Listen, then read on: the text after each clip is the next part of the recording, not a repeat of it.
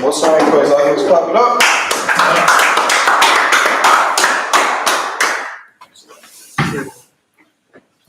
Okay, so let me put the camera up just a little bit. Bring it a little closer. Salakia.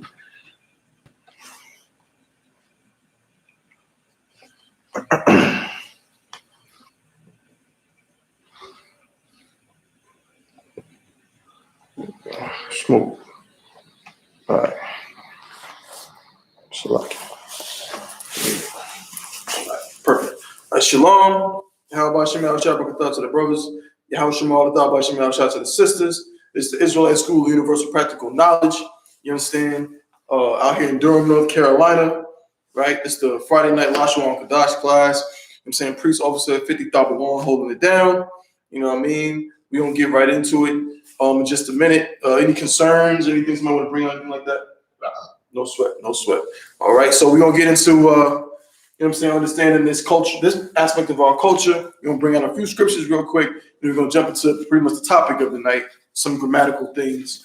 Okay, so it's very important. We're going to read in the Bible why it's important to understand this language. You know what I'm saying? And let me just say real quick, you know what I'm saying? Barak atah Yahweh Yahweh commanding General Yohana, you know what I'm saying? Sticking with this truth, you know what I'm saying, through thick and thin, because if it wasn't for him doing what he did, we wouldn't be where we are right now. You know what I'm saying? So definitely get that brother a hand clap.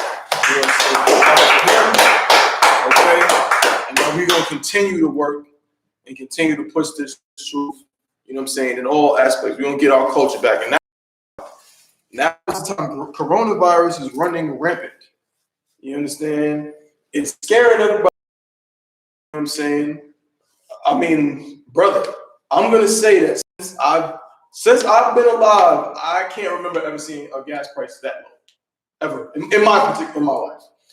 I bought gas today for $1.60 something a gallon. In Raleigh. Damn, man, the cheapest one I found was $2.08. Nah, bro. You gotta try to go up to that North Raleigh. Yeah, because in South Raleigh, they not low. Yeah, you gotta go up to that North Raleigh, man. It was on Falls of News. It was 168, I think. I was like, I already had gas in my car, but I'm like, yo, I cannot not go. There's no way I'm going past it without putting more. If I were to get gas at that price, that would take me back like 40 years. Right. That's amazing. You know? Well, it's happening, you know what I'm saying, right now, right? Like all kinds of things are changing in the world. This coronavirus is affecting the infrastructure of America in ways I haven't seen yet. You know what I'm saying? The economy and everything. It's affecting everything, right? So now, I mean, like the general brought out yesterday, if it takes some random disease, virus running around to make you scared all of a sudden and want to change your life, then no sweat. Be scared of the coronavirus and stop smoking weed. Be scared of the coronavirus and stop sleeping with whores. Be scared of the coronavirus and stop being a whore. I mean, damn, you got people straight up don't want to get too close to each other. He brought it out yesterday, man. I think in Italy or somewhere where you got to be 3 feet legally. If you get too close to somebody, that's like a felony. You know what I'm saying? That's what's happening. It's coming to America, right? Like in America right now, you damn sure don't want to be too close to certain people. So maybe your whoring activities are not conducive to a good life in the world where coronavirus exists. You understand? Same thing with being a whoremonger, whatever other sin you commit, smoking cigarettes, smoking weed, you know what I'm saying? Eating pork, shrimp, crab, and lobster is all disgusting, and it's going to give you coronavirus. So I suggest you cut it out. So give me Zephaniah 2:1 real quick. Always start the class with this one, right? This is why we even bother with all of this. You know what I'm saying? Y'all UPK, y'all be saying that Hebrew. Like, what does that have to do with anything? Why y'all reading that Hebrew? Well, there's a reason why we read the Hebrew. There's a reason why we go into the history, you understand, and get an understanding of what this language is about. What is it for? Why should we do it? You know what I'm saying? So, brother, let me know when you got that. Got it. Go ahead and read that, brother. The book of Zephaniah, chapter 2, verse 1. Gather yourselves together. Gather what?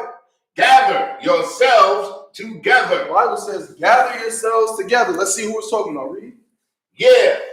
Gather together. Twice. Read on. O nation, not desire. So a nation has to gather together, but which one? Which nation? Not desire. It's the nation that's what? Not desire. It's the nation that's not desired. It's the nation that no one else wants to deal with. It's the nation that no one else wants to trade with. They want you out of their communities. They zoning you off in every input. They've been inputting. I've been reading about it. They've been inputting zoning laws since the 40s to make sure you don't spill over into their neighborhoods. But they don't make those same laws in the reverse. You know what I'm saying? They don't make laws that prevent gentrification. You know what I'm saying? They can come in your neighborhood all day long, but you can't go in theirs, right? If you Black, Hispanic, or Native Indian, you are dropping the property value immediately. As soon as you get in there, the property value is going down. You understand? You're not desired. You're not desired in their workplace. You know what I'm saying? Some of them jobs, they don't want you in there. Especially when it comes to some of these other nations, you see the nations, they only hire their own. There's nothing wrong with that. That's their business.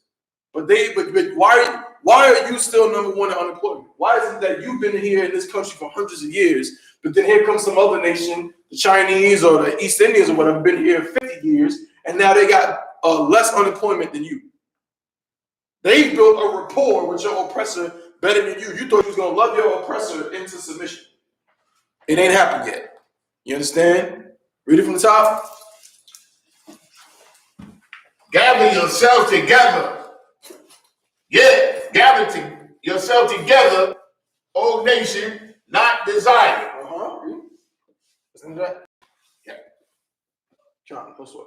Yeah, gather together. Hold on a second. So I can. Oh my God, I always forget this another part. So I think that's it. Verse 2. Before the decree bring forth, before the day pass as the chaff, before the fierce anger of the Lord come upon you, before the day of the Lord's anger come upon you. Right. I mean, that's pretty self-explanatory right there. If you don't want coronavirus, you need to get up in the class in the Isupk, you know what I'm saying, and separate from these other nations, man. Separate from these other nations. Give me that one real fast. Give me that one. Give me be not partakers. I'll find it. You know what? Be not That you be not partakers of her sins. A lot here. Things come out and repeat. You got it, Revelation. Yep, Revelation 18 and 4. This is all, we're going to read it, right? Because we want to see what they say real quick, right? What they say, go ahead. The book of Revelations, chapter 18, verse 4.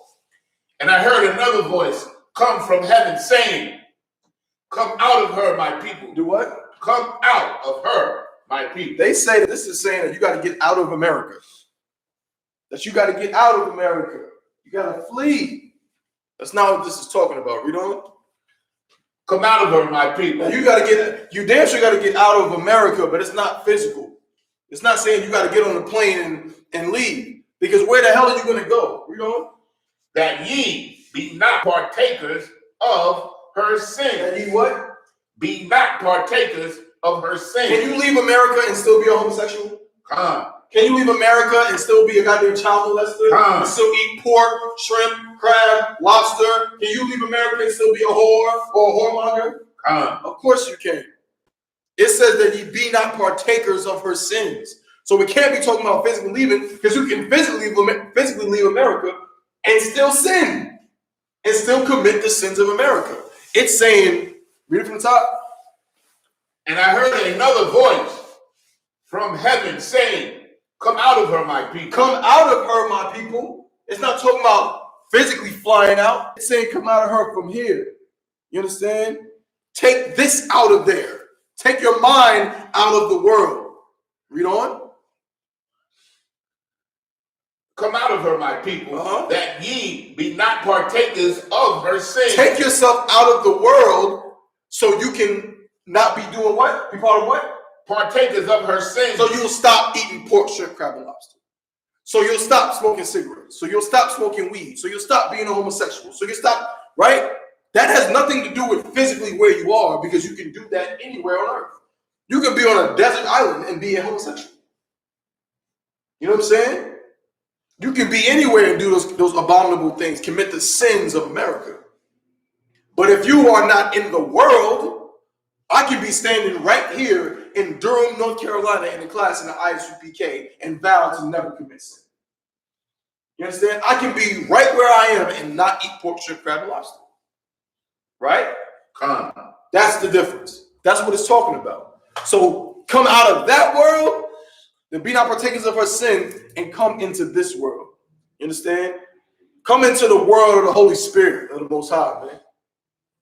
Come back to your culture. That's what we read in Zephaniah. It's about coming back to our culture. So this is how we're not gonna get the other one today, Tongues of Angels, but I'll just paraphrase it. You know what I'm saying? This right here, this language, the Lashawan, Qadash, right? Lashawan means tongue or language. Qadash means holy. It's the holy tongue, right? Or the set apart tongue. This language, right, is our language. It's holy and set apart because this is the language of angels that we bring out all the time, right? That's what the scriptures call. This is the language of angels. It means that we are not partaking of this world. We're doing everything in our power to get out of it and come back to who we are. We're not whores. We're not whoremongers. That's right. We're not homosexuals. That's We're right. not sexual deviants, and we do not eat bats and crabs and all kinds of filth. That's not who we are. It was taught to us. And so now we're getting back and getting away from that. All right?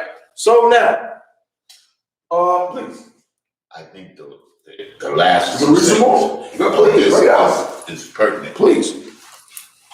That ye receive not of her plagues. Oh, man, how could I forget that? That ye receive not of her plagues. That's that disgusting coronavirus, man. You need to come again. Now, brother, a fake Israelite says that this means that we have to get on an airplane and fly to the Philippines. Do you think I want to be anywhere near the Philippines right now? It says that we don't be what? Read that second one again. And that ye receive not of her plagues. And ye receive not of her plagues. Last time I checked, coronavirus is running rampant just about all over the world. In Australia, in the UK, over there in Asia, of course, in Asia. The last place I want to be is anywhere near China or Japan right now. You know what I'm saying? Where am I going to go? And I heard it's popping up in Africa now. At first they were saying, oh, it's not in Africa. It's popping up in Africa now too. It's all over Africa, especially South Africa. Oh, wait. So what you gonna do? Yeah, where you gonna go? Yeah, where you gonna go? You gonna escape the goddamn coronavirus? I don't think so. It's airborne. It gets in your lungs. You don't escape the corona. The scriptures telling you, read the last one again. Talk the water for bringing that up. And that ye receive not of her plagues. And ye receive not of her plagues. You don't not get coronavirus by traveling somewhere. You're not gonna outrun an airborne illness that is like super duper contagious. You're not gonna outrun it. But you know what we're gonna do in the UPK? We're gonna stand right here and not smoke weed. That's right. And not be whores, like I said before, and not be whoremongers. And we don't have to work. And more importantly, Salakia. And we're gonna keep the law, statutes, and commandments according to the Bible. That's right. All in totality. We're gonna keep these feast days. We're gonna do it all to ensure what? To ensure that the Most High protects us from these plagues. We're not going to partake in the sins of America, so we don't have to worry about being victim to the plagues that America gets as a response of it. You know what I'm saying? And it's that simple. Any more? No sweat. All right. So now, get into this language, right? Today we're gonna get into, right? We did some present participle stuff last week, right? But now we're gonna focus on this aspect, right? Because I've been getting some questions about it, and I kind of want to go into it a little bit. But first things first, let's review over here. Let me see. I want to keep this. Let me just take a picture just so I have it. You know, I don't have it written down, but you know, I just like to have them see it on the board. You know what I'm saying? And this too, why not? All right. So now, I'm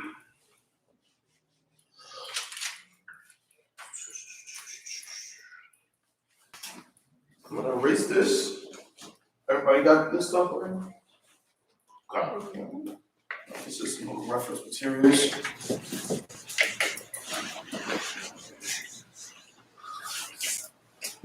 I'm gonna leave this here just for now because it's a lot. I'm gonna leave that there. And I am going to have the sister give me the ancient right above. Then you can do that. You use your paper. That's totally fine. Okay. I'm trying to do it on paper. Oh, okay. You got it in memory. Give her a hand. What's her name?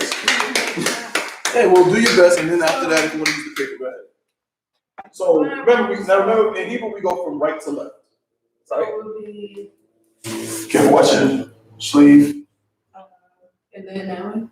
Right, but I don't want I want the symbols. Oh. Yeah, you thought I was gonna have you just write AHBAG.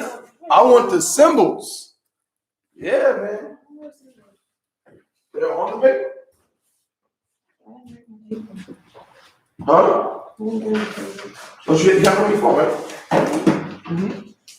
Are we gonna get through it together? So you want me to? I just want you just to replicate those symbols and put them the same way Yalazar did the Assyrian right there. I want you to do the exact same thing with the ancient. So you really only need 2 lines. Perfect.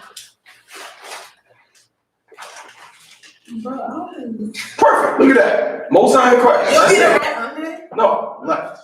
Right to left. You can lock your phone so that way it won't like keep turning and spinning. I don't want to do this. No sweat. How do I do it?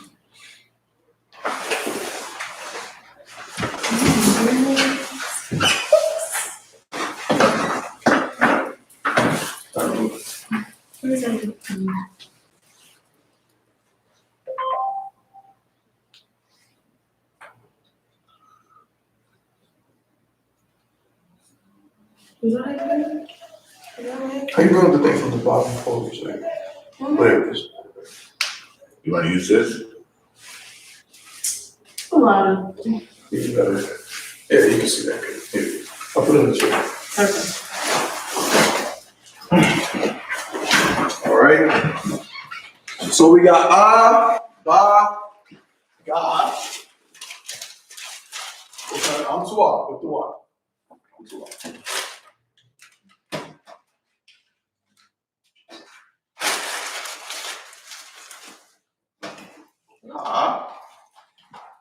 This is like drawing.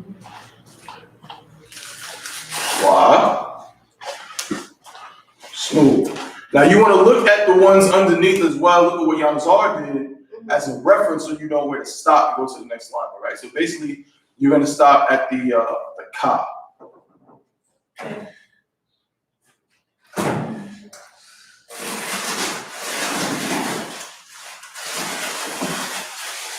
Here we go. We got the ladder. Perfect. That's the top. Is it 3? It's 3. Ka. Alright. That's top slot. It's like an X right in the middle. Okay. Yep.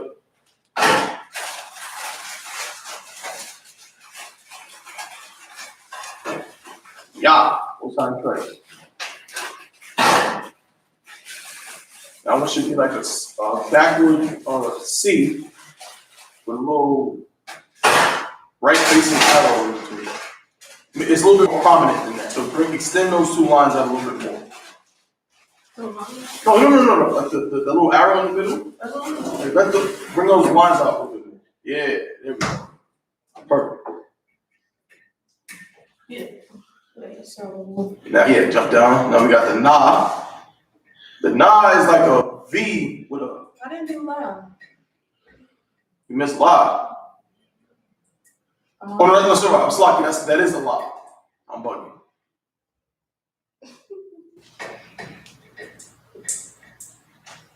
Boom. But penmanship is better than mine. No, that's how you do it.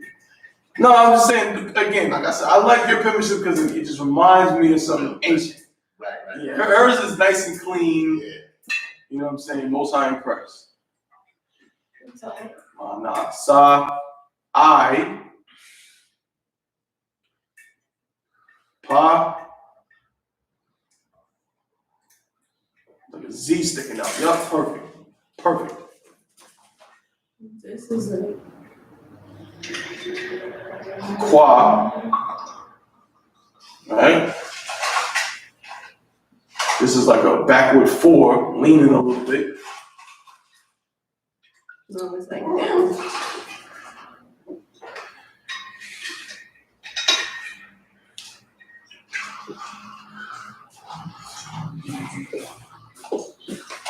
Most High in Christ, give her a hand.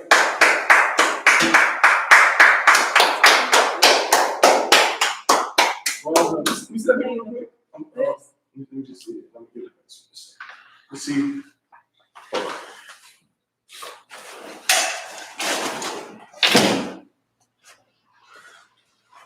All right, that's the one. See that rock, just a little bit. But pass it back to the verse real quick. The rock. It's not quite straight down, but again, that's not a big deal. I'm not gonna trip on that. All right, so. All right, let's do it all in together now, y'all. Let's go. 1, 2, 3. Ah, ba, ga, da, ha, wa, za, ka, ta, ya, ka, la, ma, na, sa, I, pa, za, qua, ra, sha, tha. Backwards. Ta, sha, ra, qua, za, pa, I, sa, na, ma, la, ka, ya, ta, ka, za, wa, ha, da, ga, ba, ah. Most High in Christ, give yourself in. All right, I want to hear from everybody alone. Sis, go ahead. Oh my goodness. A, ba, ga, da, ha, wa, za, ka,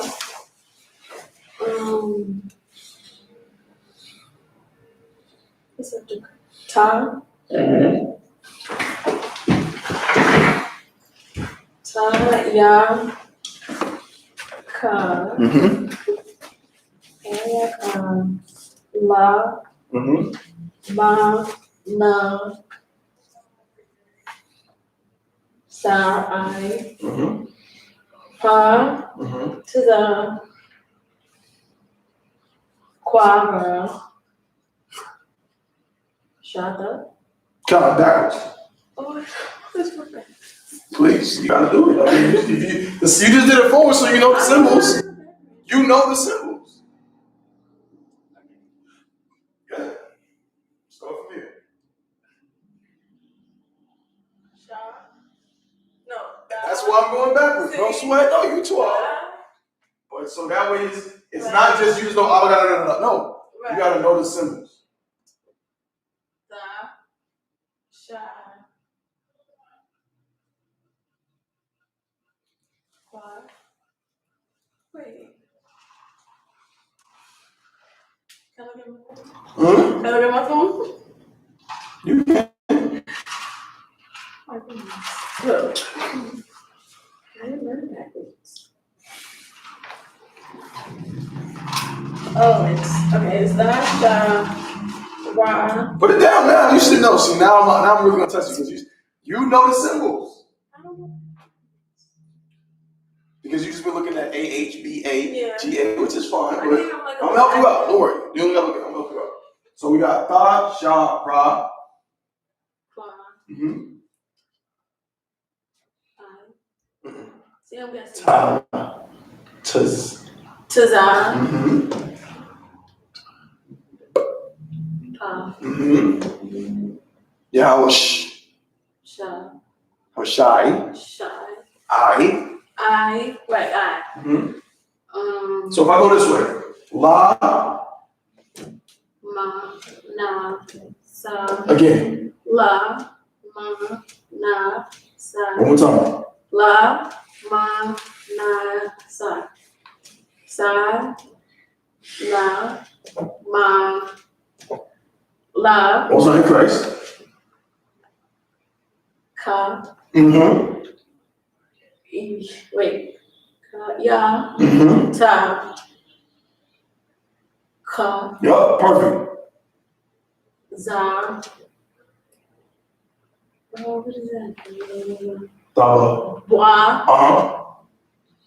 Ha. Mm-hmm. Da.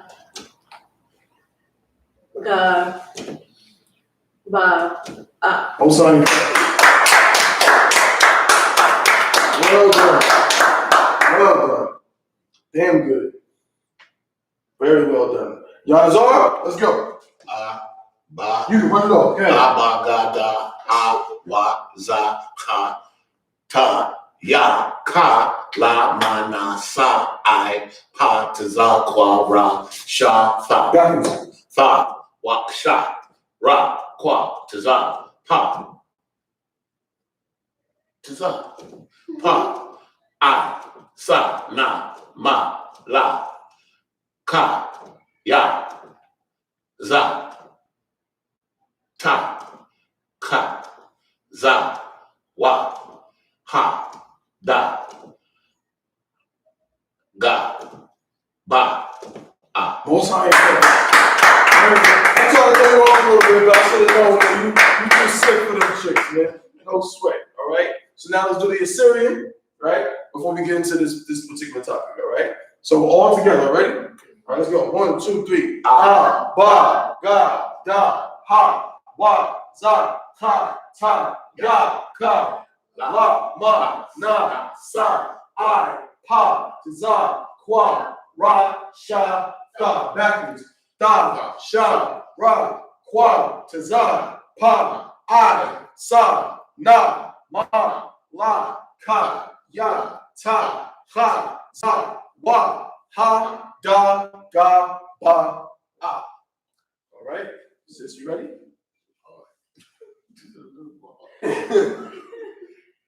Who's ready? Who wants to give it a go? Are you ready? Okay. Let's go. Okay. Ba, ga, da, ha, wa, za, ta, ka, Mhm. ta, ya, ka, la, ma, na, sa, I, pa, ta, za, kwa, ra, sha, fa. Backwards. Fa, sha, ra, kwa, ta, za, pa, I, sa, la. Na, Mm-hmm. ma, la, ka, ya, ta, ha, za, ya, wa, ha, da, ga, ba, ah. All right, sis, you can take time. I'm not going to rush you through it. Okay. Are you ready? If you need to, you can kind of use this as a reference point. Remember, everything's in the same spot. Okay. Right? So, Ba, go ahead. da, ha, wa, za, ka, ta, ya, ka. Oh, what's happening? What's happening? Go ahead. Oh, la, ma, na, sa, I, pa, za, kwa, ra, shata. Mm-hmm. Backwards. Lashawan kwa pa to the.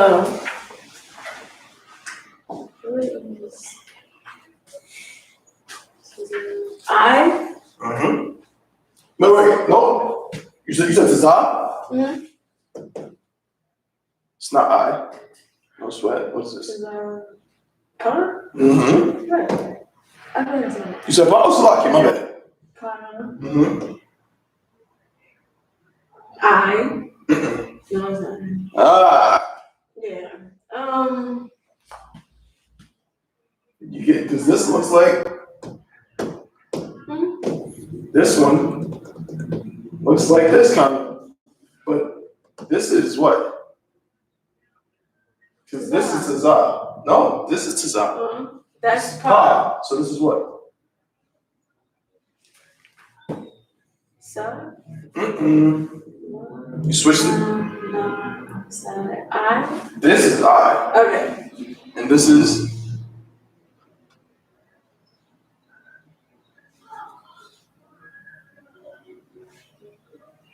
So.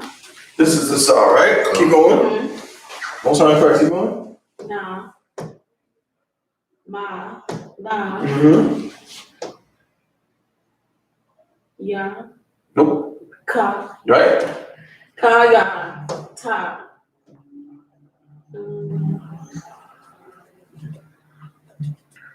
Which one did you say? This is Ta. Ta.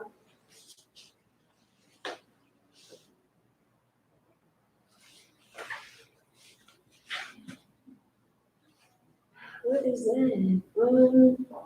It's not Ka, it's Za? No. It's hard. Captain New York Ephraim. Ta. No. Why do they look so different from other ones?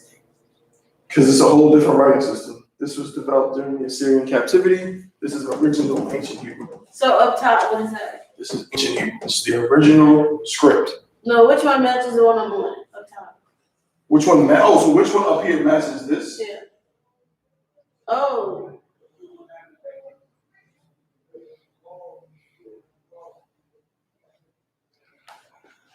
Ka.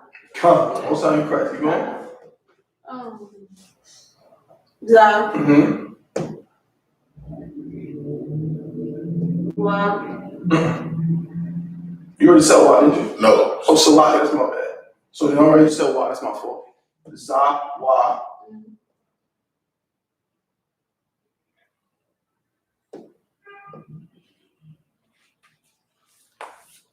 Ha. Mm-hmm. Da. Ga. Ba. Most time correct. All right. So now that we've done that, this is very too hard. So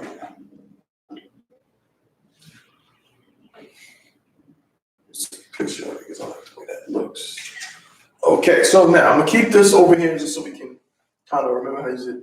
But I'm gonna erase the alphabet, and I want you to look up something for me, right? Because often, right, as I myself am, you know what I'm saying, learning process, and we all are, there's certain things that overlap from how we understand English to how we understand Hebrew that, you understand, for some people, it's like it's hard for them to kind of grasp the differences. And even for myself, so I have to do my research and things like that. You'll see sometimes during class, I might look for a scripture that exemplifies a certain thing, and it doesn't quite match what I think it will. Then I get to understand and we come back and we can break it down better, right? So I want you to look up the word preposition. I want you to give me the definition of a preposition, right? So could you give me a little bit in that? Cut right there, please. Oh, shut up. Preposition. Mm-hmm. A word governing. And words governing, go ahead. And usually preceding a noun or a pronoun, expressing a relation to another word or element in the clause, as in the man on the platform. Okay, now we're not gonna write all of that. Right. Right? So hold that one, right? And I guess I'll look it up. I'm asking this question why? Because the other day, I'm gonna write it down again real quick, right? So maybe even last week, we looked at this. We looked at prepositions. Right? And these were prefixes. They're not the adjectives, determiners, the ka, you know what I'm saying? We use shaka, shakya, whatever. They're not that. These are prepositions that are also prefixes that go at the beginning of a word. Right? And so we have a, which means I, or I am. Then we have ba, which means in. Then we have da, which is do. We have ha, which is done. We have wa, which is end. And we have ya, which is he. Ka, which means as or like. We have wa, which is to or for. We end up using this one soon. Ma, which is of or from. What happened? No. Where should I write it? I'll write it over here. We have sha, which is whom, which, that, or pertaining to. Pertaining to, and then we have tha. I'm going to use that one as well. Who knows, might even find some more. But really, what we want to understand is kind of the difference between, because you may say, well, if I is I or I am, then what's the point of Anya, right? We found out last week that Anya is a pronoun, so all of these are pronouns, right? They're all pronouns. What does a pronoun do? Does anybody remember what a pronoun does? Again, I know it's not English class, but this is more like, think of it like linguistics class. This is not something that's exclusive to English. You know what I'm saying? Matter of fact, to make it easy, do I want to write them all down? Let me think. Don't want to do that. Sure, why not? As soon as I find it, there we go. I'll just Places a noun. Mm-hmm. Does everybody have all of this part right here? Can I erase all this? What's that first? All right. I'm gonna leave the pronouns there. Now, brother, you said it does what? Replaces a noun. Give me an example. You said replaces a noun. What do you mean? What is a noun? And how can a pronoun replace a noun?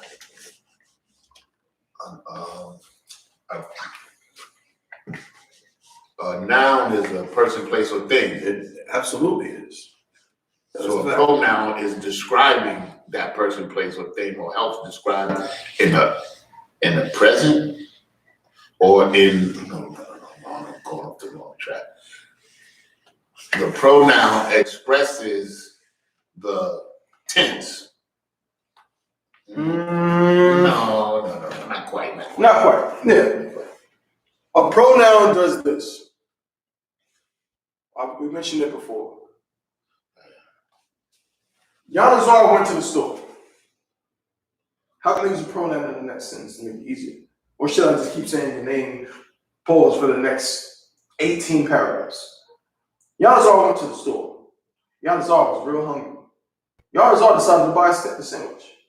Yanazar put his money on the table. Yanazar, that gets redundant. And sometimes we need to be able to replace that. He. Most High in Christ. That's a pronoun. So instead of just identifies, like you said, it takes the place of a noun because Yanazar is a noun. Abawan is a noun, right? Another pronoun, I can say chair, but I can also say what? I can say The chair. I can say the chair, but that's more of a preposition.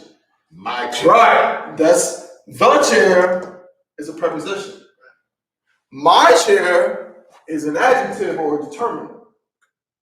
But I need to replace the words. I wouldn't use my or the to replace the word chair.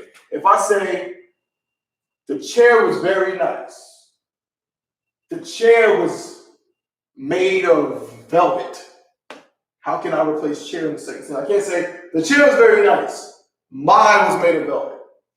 And I can't say the chair was very nice. The was made of velvet. But I can't say the chair was very nice. What word can I replace chair with and it still makes sense? Seat. Seat is still a noun. Think what we said before about you. Yanazar went to the store, he bought a sandwich. The chair was very nice. Blank made of velvet. Blank was made of velvet.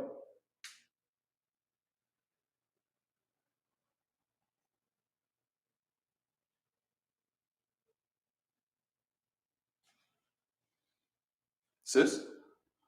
We're trying to replace chair. We're trying to place the word. So the first sentence was the chair was very nice. How about it? Give him a hand. That's it. It was made of velvet. That's one way you can use a pronoun. But right now we're talking about pronouns. Like I think they're called not perfect pronouns. I've got them. We might even find them and read the definition. But these are pronouns that deal with people for the most part, right? So we got and we got Anya. Read the definition for a preposition one more time. A word governing and usually preceding a noun or pronoun and expressing a relation to another word or element in the clause. Right. Also, list of prepositions. All right.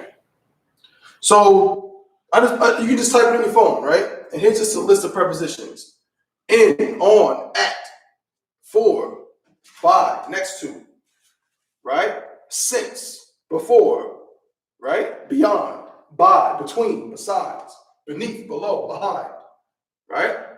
Above, after, right? They're prepositions because they show the relationship.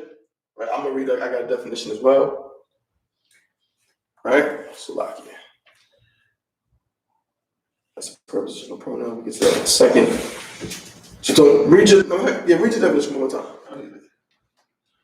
Governing and usually preceding a noun or pronoun and expressing a relation to another word or element in the clause, as in the man on the platform.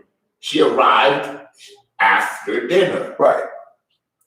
I got the definition of function word that typically combines with the noun phrase to form a phrase which usually expresses a modification or predication. Right. A preposition is a word used to link nouns, pronouns, or phrases to other words in a sentence. They act to connect the people, objects, time, and locations of a sentence. Prepositions are usually short words They're normally placed directly in front of nouns. In some cases, you'll find prepositions in front of gerund verbs. We kind of talked about gerunds before. A nice way to think about prepositions is as the words that help glue a sentence together. They do this by expressing position and movement, possession, time, and how an action is completed. Indeed, several of the most frequent used words in all of English, such as of, to, for, with, on, and at, are prepositions, right? So prepositions give like relations to space and time, right? It basically makes it 3D. You know what I'm saying? It makes it make sense in what direction it's going, what degree it is, where it's at. You know what I'm saying? Things like that. There's a difference between a chair and the chair. You know what I'm saying? There's a who this thing is to or for matters. Who it's of or from matters. What is it in or on? That matters. Whom, which, that are pertaining to, thou, thee. These things matter. Now, I'm going to focus on, the other ones we're going to use, but I'm going to focus on this one, on the slaki. On the tha a little bit, right? And we'll do these a little bit too. Look into those. But so now we're gonna look at the definition of a thing called a prepositional pronoun. Okay? A prepositional. Y'all don't gotta write down this stuff. Y'all don't wanna get too confused with all the different terms. Prepositional pronoun. Don't get so caught up in those words. All we need to understand is how these things work to form a sentence. When I talk about these things, I want you to even think about them in English. Think about in English. Imagine how you would talk in English if you couldn't say on, in, above, below. It'd be hard to describe something. Yeah, sure would be. You know what I'm saying? Where's your car? Can't say outside. Who you parked next to? I'm parked between is a preposition. You can't use it. Oh, it's under. I can't. You can't use under because that's a preposition. I'll put it in. You can't even tell me where you put the keys because that's a preposition, right? But we also have a thing called a prepositional pronoun. So the that says I or I am, and the anya. This is also a word that means I. Okay. So we're gonna understand the difference. This is more of a preposition. It's a preposition. It's a prepositional pronoun, right? That's the difference. So where's it at? Prepositional pronoun. A prepositional pronoun is a special form of a personal pronoun that is used as the object of a preposition. English does not have distinct prepositional forms of pronouns. The same set of object pronouns are used after verbs and preposition. An example, watch him, look at him. In some other language, a special set of pronouns is required in prepositional context, although the individual pronouns in the set may also be found in other contexts. That is what this is talking about. So this is a what is called an object pronoun, right? It is a personal pronoun that is used simply as a grammatical object. When I form a sentence, the I is its own object. If I say Anya, right? The I is by itself. It just represents itself. So that's why, like the general's name, Anya Shawamar. I'm watching. I'm on guard. He's the subject of that phrase, right? That's where the pronoun is used. In a prepositional phrase, a prepositional pronoun is more like it's helping to describe what's already a preposition, right? So I'll give an example, right? If I may. So like,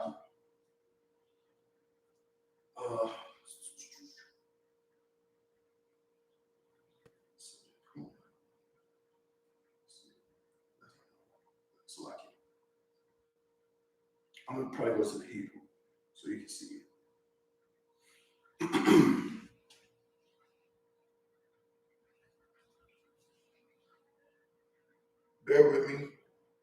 You want to pull me something like that? Most High Qadash. Preposition.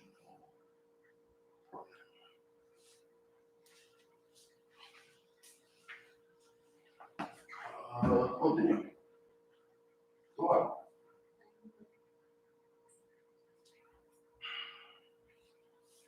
Okay. Not in Spanish. What? Tell you, man.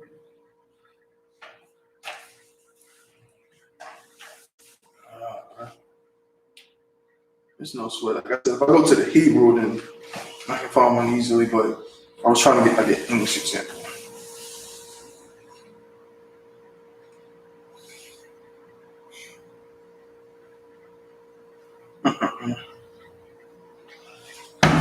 Well, it's a little bit different in English because, like I said, the same set of object pronouns are used. So it says, so if you look at the definition of an object pronoun, all right? It says object pronouns contrast with subject pronouns, right? Subject pronoun would be more closely in line with what we're talking about. You know what I'm saying? In English, the subject pronouns are I, you, he, she, it, we, ye, they, all right? These are more the subject of something as opposed to being the object of something, right?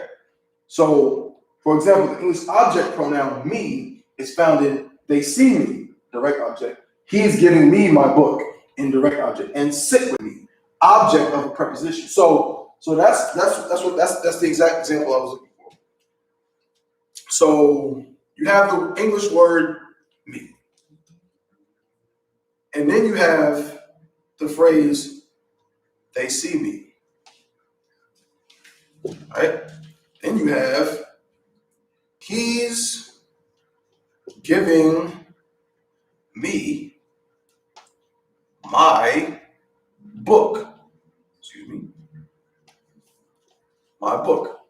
And then you have sit with me. All three of these use the same word, all right? It's an object pronoun, right? But in this last sentence, it's used as the subject, right? It's the object of a preposition, right? Because what's the preposition in this sentence? With. Right. Y'all catch on, like, I'm saying Christ. With, because it's giving that spatial connection, right? Sit with me. You know what I'm saying? It's connected. So it's a pronoun, but it's a prepositional pronoun. This is a verb, this is a preposition, and this becomes the subject of the preposition, right? Which is different than they see me, right? Here, the me is the object. Someone else is performing the action, right? Someone else is doing this action at me. They see me. Here, there's no preposition, right? There's no spatial thing. They see me. He's giving me my book would be also an object, but there's really no preposition here either, right? So that's how that works. In Hebrew, this is what the essential difference is. You're going to use the pronouns for situations more like this, and in a prepositional situation, you're going to use the ah, right? So right now, we're just talking about the difference between the ah and the anya. All these other ones are pretty straightforward, right? If I'm in heaven, would be what? What's the word for heavens? Anya. The word for heavens.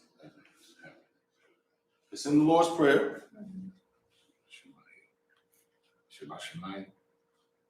Well, which part of that is the heavens part? Shabbat. It's not Shabbat. Shemayim. Shemayim. Shemayim. Right. So when we say, so Abinawa, Shabbat, Shemayim, Shall So the word for heaven is Shemayim.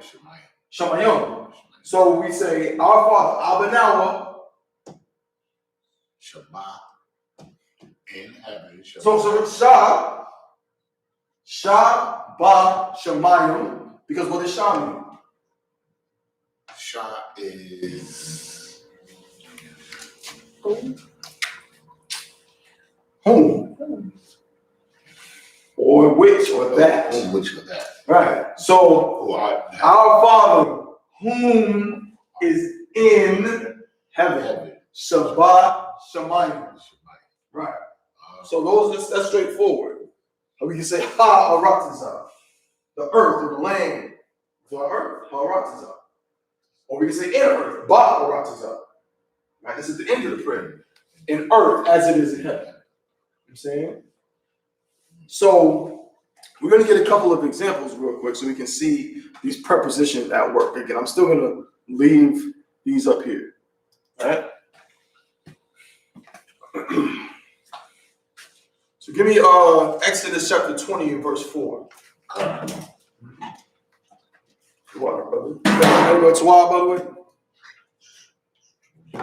Y'all Tawab or y'all good? Tawab. Most time you first.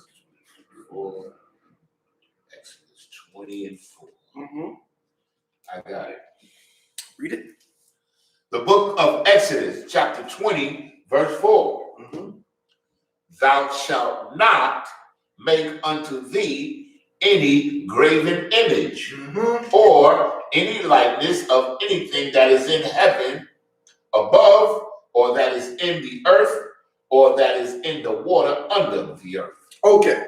So now we're just going to focus on one part of that, right? The first, literally the first two words. If you look at Exodus chapter 20, verse 1, remember, you can use your blue letter Bible, right? You can use your blue letter Bible.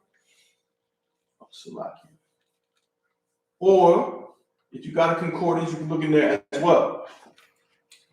So if you look at the beginning of it, right? It looks like this. Right now in the Assyrian, because that's how you're going to read that. I know we love that ancient, you know what I'm saying? But you got to get familiar with this Assyrian, right? This is the way it is. You know what I'm saying? Right? Also, I mean, right there it is, right? Right? So,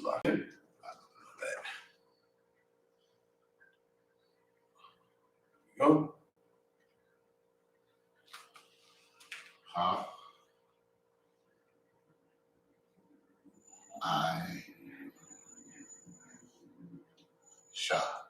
That's not a ha, that's a tha. That's a tha. So remember the ha, this is a ha.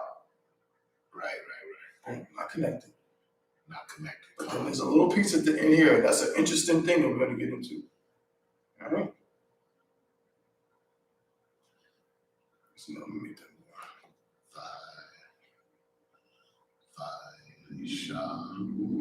more. All right. So, who can read it? La sa thigh sha thigh sha. Read it in English first. I'm gonna help you out because again, this is gonna help us. This is one of the. No, we don't read the English scripture. Oh. You read Hebrew and English. That's what I'm thinking. You read Hebrew and English by reading the English part version of it. I got you too. I know what you mean. I just mean read the beginning of the verse again. Thou shalt not make unto thee any graven image. Thou, write it down.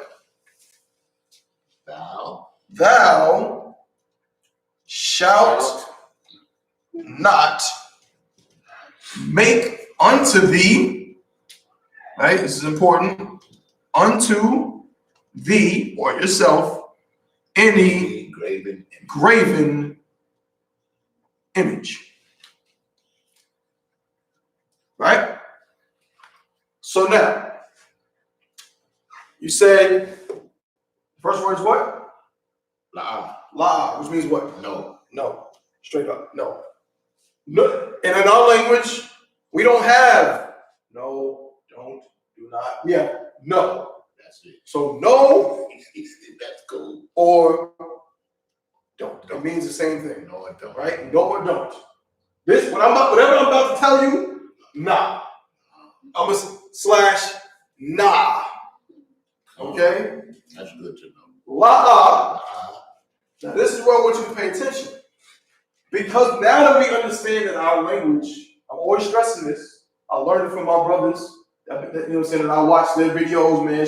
Give them brothers a hand again, man. The water to them brothers, man. The water to, you know what I'm saying? Them brothers out in Cali. You know what I'm saying? Them brothers up in New York. How's the Ab and them? Shout out to them because, man, I watch their classes so I can even try to pick up a little bit of what they know. You know what I'm saying? But I'm going to help you out and let you know that this is the root. Aisha. Aisha is a word that means, but how does it pronounce the fa? We talked about, matter of fact, it's still there. Yeah. Hold on, no. I wrote something about that. The root doesn't change. Okay, I got to hit. This is going to be key right here. The word for to make or to complete or to get done is Aisha.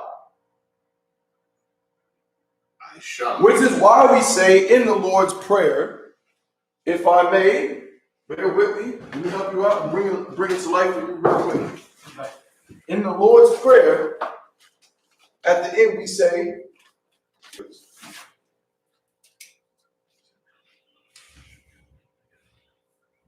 no, it's not in the Lord's Prayer. Where is it?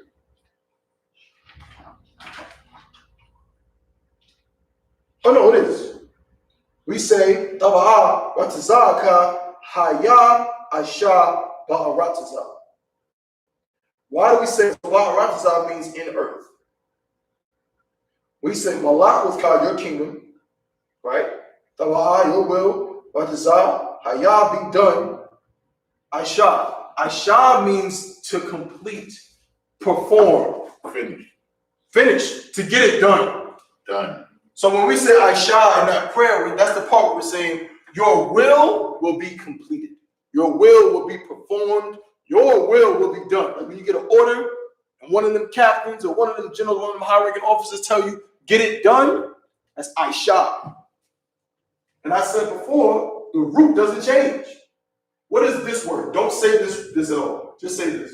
You got connected, so you should be able to pronounce it. That's not my, but I mean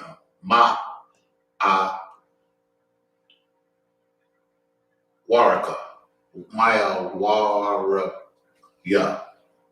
I don't say this. Oh, that's fine. Leave this off. Oh, that's just say these 4 characters.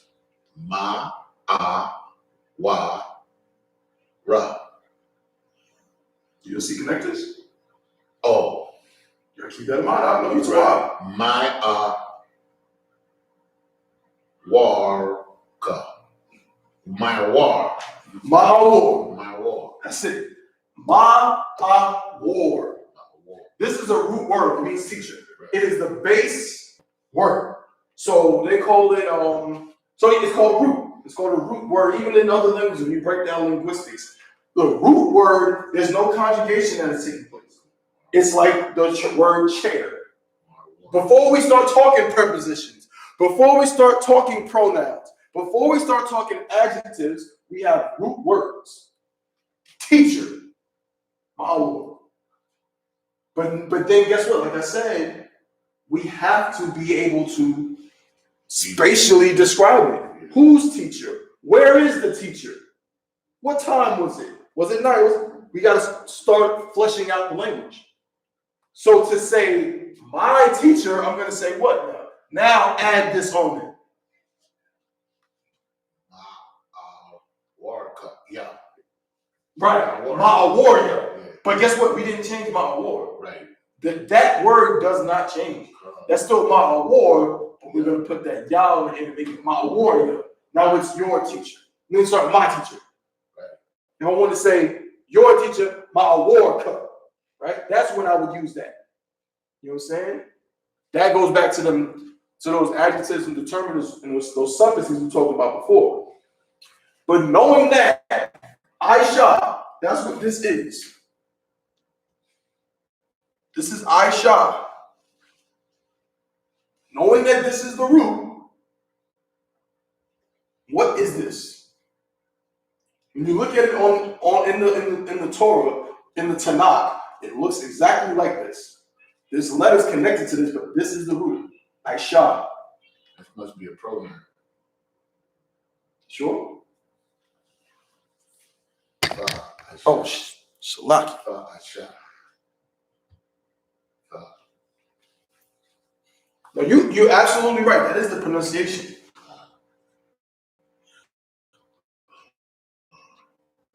It's Tha'aisha. Tha'aisha. Tha'aisha. What does tha mean? Thou. Thou or thee. Yeah. So, what does it say? Thou shalt not make unto thee any graven image. Don't. What? This means to get done. It's saying, don't you make Tha'aisha. Thou or thee. Don't you make. Now this one is interesting because it combines two things.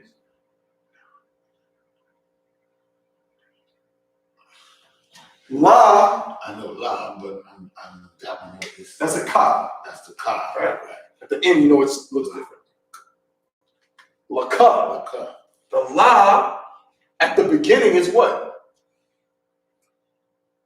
2 or 4. And the ka, we did it before. I'm not gonna get into it, but the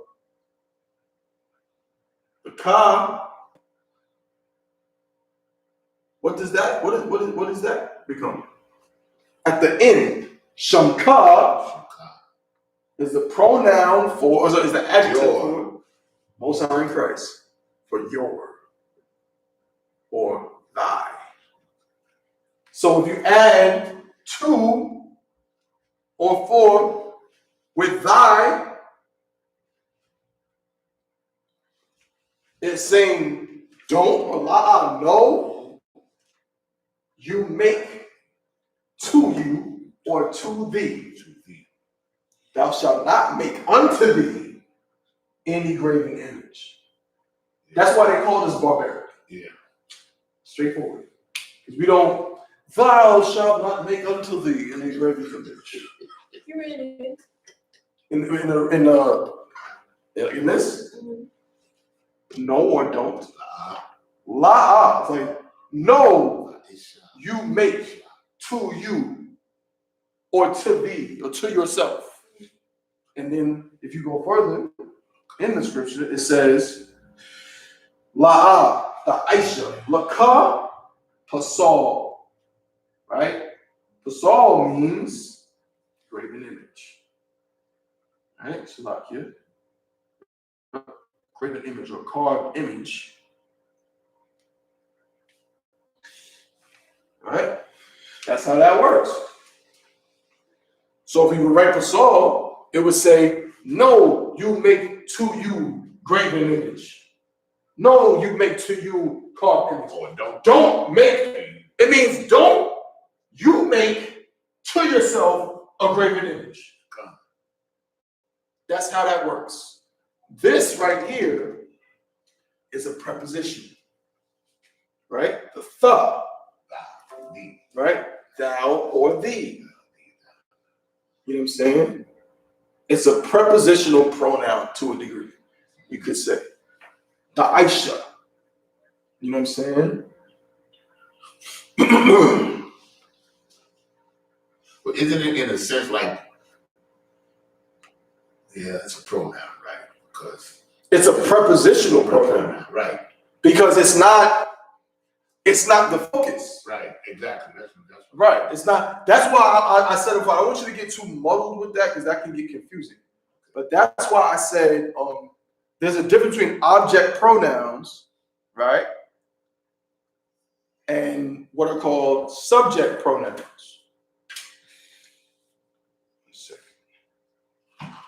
something real quick.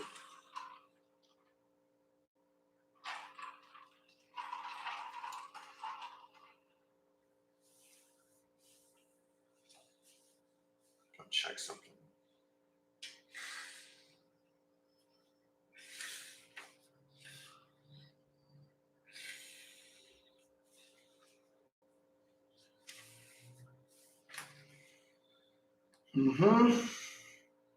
Right. That's why when you look at the definition of a prepositional pronoun, it says the same set of object pronouns are used after verbs and prepositions in English. That's kind of why it's hard to see the difference. Because in English, this and this is the same.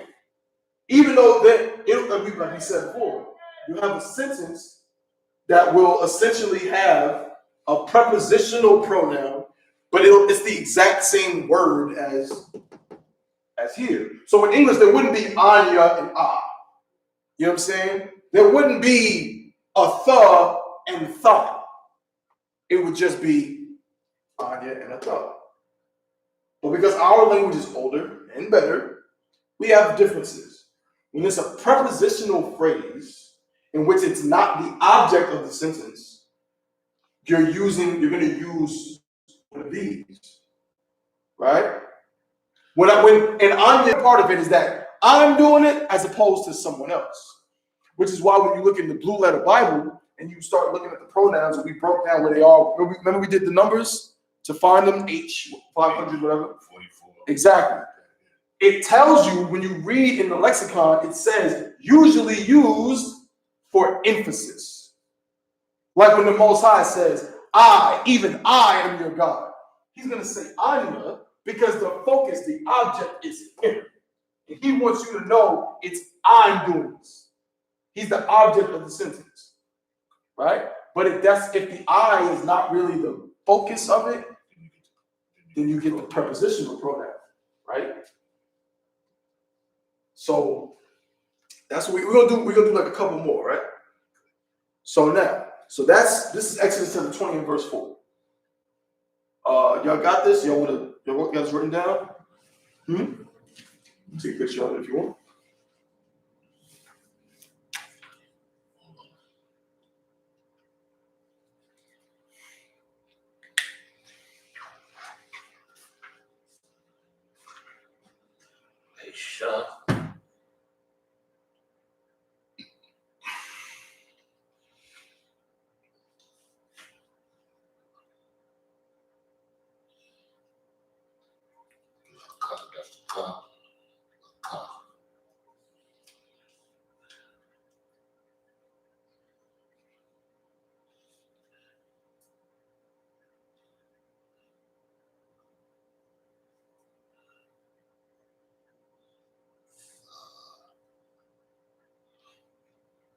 Another way to look at it, interestingly enough, is like this would almost make sense even if this wasn't here.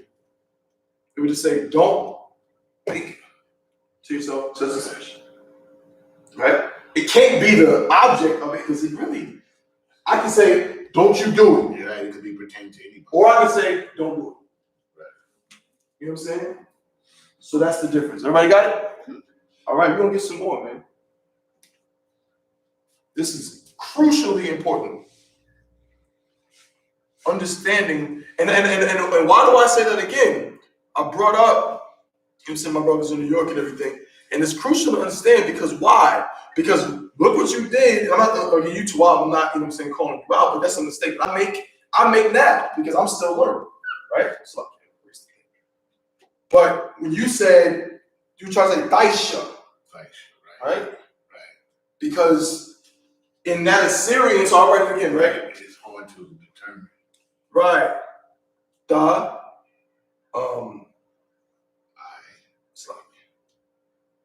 I. Sha.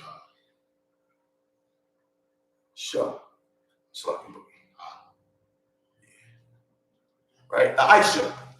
In the Assyrian, there's no connectors. If I wrote this in ancient, right? I could just say Aisha. But here's the beauty. I can just go. The Aisha. The Aisha. Da Aisha. And you can read that all day long. Don't gotta explain nothing, whatever. In the Assyrian, we don't have that luxury. Right? 'Cause this ain't our original language anyway. You understand? So now we gotta work a little bit harder. But one way we can learn is to get familiar with, like, even just this. It's like, instead of even knowing, okay, well, that's a root word, think about all of these prepositions. Think about what the sentence might be saying, and you see that tha at the beginning, and you can, not all the time will it be a preposition. My name begins with a tha. It's not a preposition, that's the word. Tabuan, it's one word, it's the root.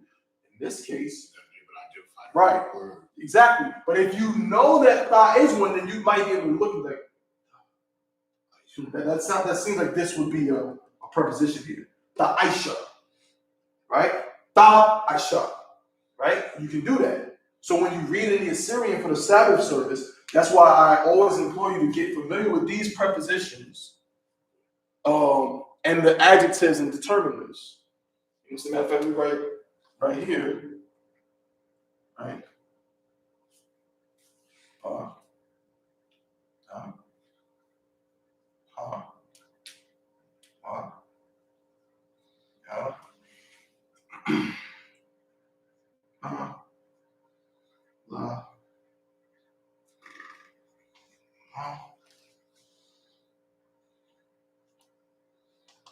Sha.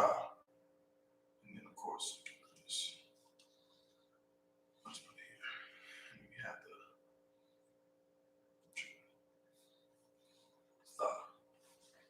okay.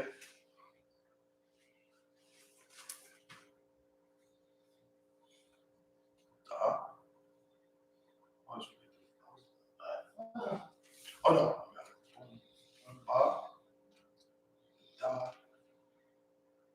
Help me out. Don't tell me blah. I mean the dot. I mean 7.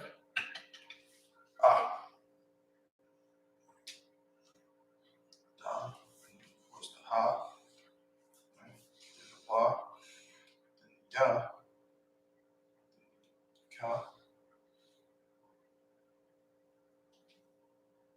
Ma.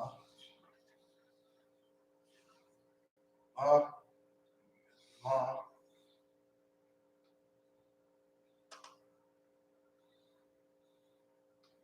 Ma.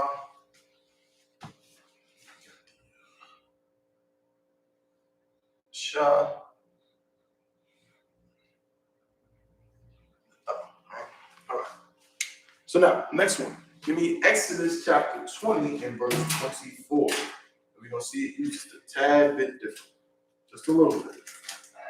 The book of Exodus, chapter 20, verse 24.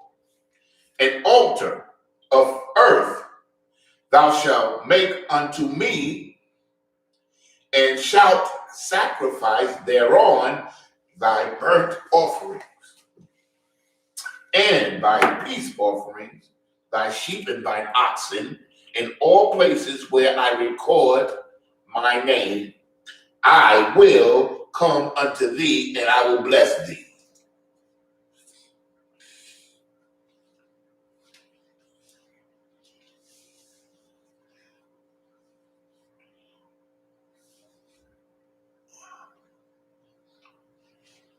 Thank you. This is just a tad bit longer.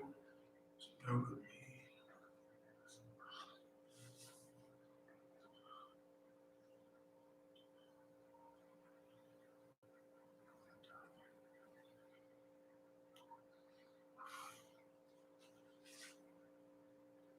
I'm just going to use this should be too much. So that should actually be fine right here. It's lucky.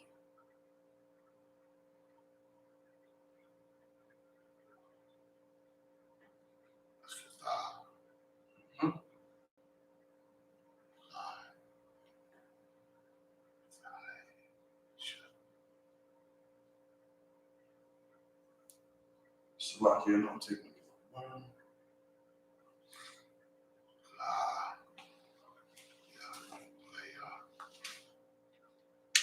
All right. So read it from the top one more time.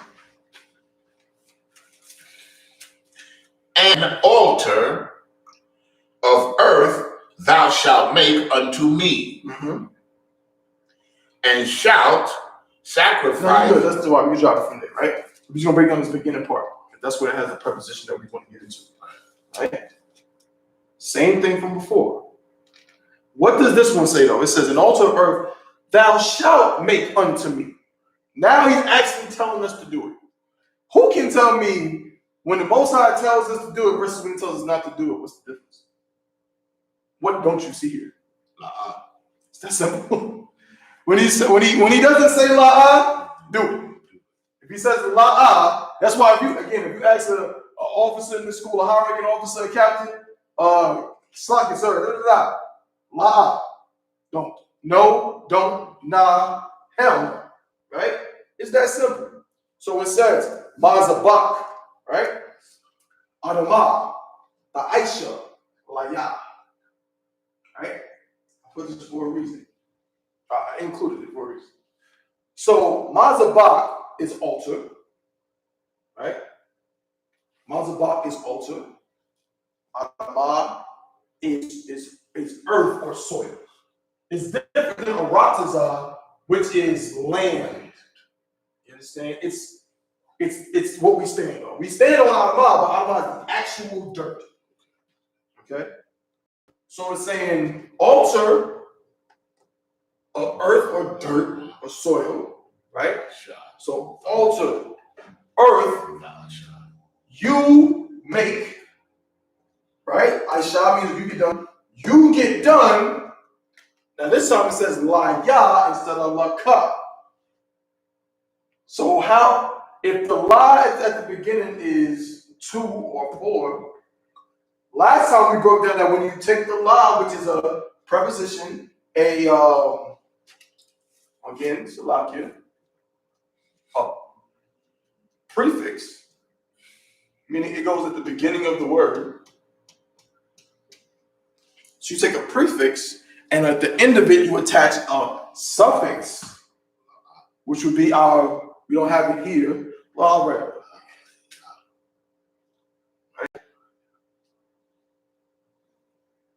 Right? La and the, so this is your, right? The la, no, I'm bugging. It's the ya. Salash.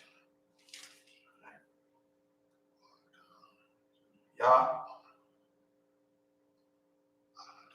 Ya is my.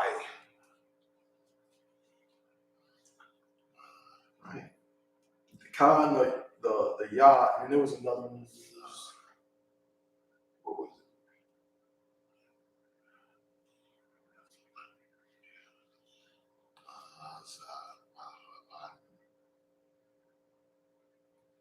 It was Nawa, I think.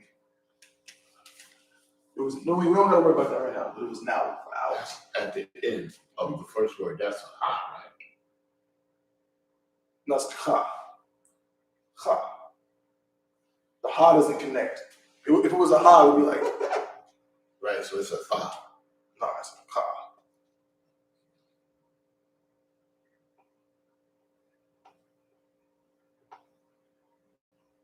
It's a ka. Isupk, Adamah, the Aisha, like y'all. I didn't see a car looking like that. If you're just trying to say my penmanship is trash, just say it. No, I'm not trying to say none of that. This is a car in the ancient. No, that's a ka. This is a cha. Isupk. Like the ladder in ancient. But ain't it like a And look at what? Show me what you're talking about. What's that? I know I'm messing up, but I'm just trying to reassure myself. You know what it is? Here's what I'll do. Oh, I see. Okay, because I'll make it easier because I'm used to seeing it in the Tanakh. Right. That's what. See, that's why when I see it, I always get confused with that. If you look at it in the Tanakh, it looks like that. It looks like the first one that you. Right. But I always get it mixed Matter up. of fact, let me go to the scripture. We at right now. We're at Exodus 20 and what? 24. 20 and 24.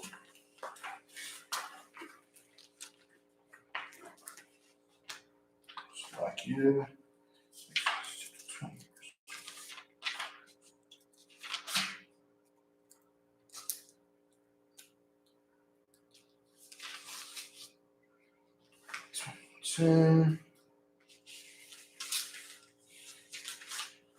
See, when you put it like that, then you could readily, recognize it. Yeah. But it looks like this, the middle row here, Gotcha. which is like the script, right? That's like the script version, right? Exodus chapter 20, verse 24. This is 23. That's when he starts asking. This is 24.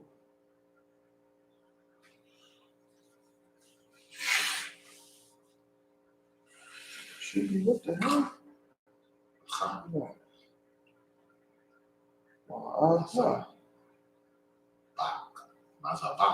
Am I tripping? You seem like you mean.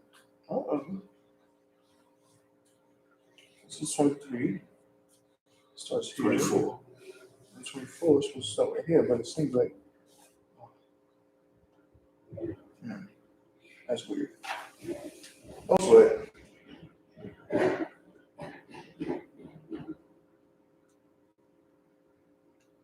yeah, that's no. So it's always, let's go back because I gotta learn how to recognize it because I'm not gonna see it this No, way. that's too hard. No, that's. I'll blame myself for that only because, like I said, it's like I'm kind of used to seeing it more because I look at the blue letter and it's not. I'm used to seeing it more in like digital print. You know what I'm So saying? the digital print is like the first one you put up. More like it. It's like, see, in the digital print, as you can see, it doesn't have it on both sides. It's like on one side. So it'll stick out. Yeah, it'll. Where am I at? Oh, Slocky. In digital print, it'll look more like that. Right. It'll be out just a little bit, and then. Do you actually see those little like hooks and shit? Nah. Especially on a smaller print, it's hard to see. It's hard to see. Right? I've been looking for little things like that to help me. It's too hard. But you're right. I don't need to make it, I'm saying, clear for everyone what it is. That's too hard. So it's Mazabak, Adamah, Aisha, Laya.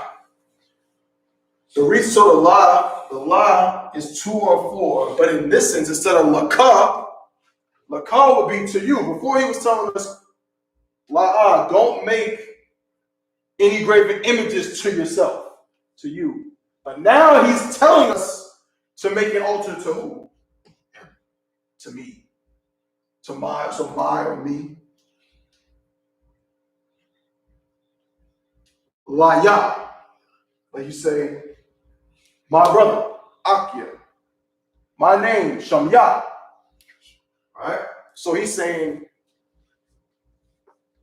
altar of, or just altar dirt or soil altar you make to me. Straight up, the Aisha. You understand? Now we're gonna get more. We're gonna find more. It's no sweat. Now we're gonna go to Akia. Now give me 1 Samuel chapter 28 and verse 11.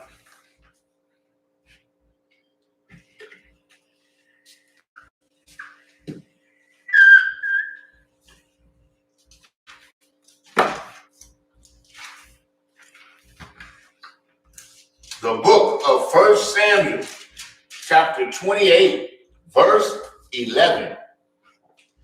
Then said the woman, whom shall I bring up unto thee? Right. And he said, bring me up Samuel. Okay, let me get there. Right? I was just saying his name in Hebrew, Samuel, right? I think it's Shamya. Shamyala. I believe so. We'll see it in a second. We'll read it. What was that? 1 Samuel what again? This is 1 Samuel chapter 28, verse 11. 1 Samuel chapter 28, verse 11. Let me see. La, Ka, Waya Amar, Da, Shemawa'ala. Shemawa'ala. So it starts. Wa, Da, Amar. Alright. Wa, Da,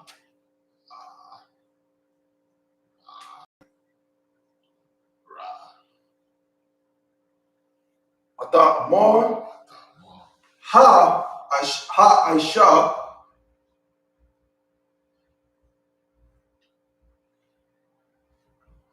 Sorry, Ha, Asha. Not Aisha, that's a different word. Remember, Aisha is to get done. Ha, Asha. Atha. My ya, gotta go down here a little bit so I can. Thou, that's thou, right?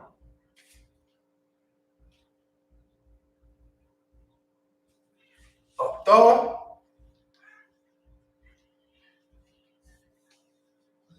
Ma. Ya. Right?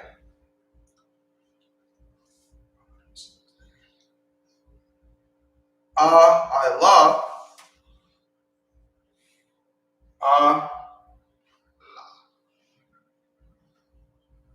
I la. How would you say the word? Allah. I la. I la. Allah. I la. It's connected. La. Ka. Now, we're going to do the same thing yet again. We're going to break down how this. So there's a lot going on here. Right?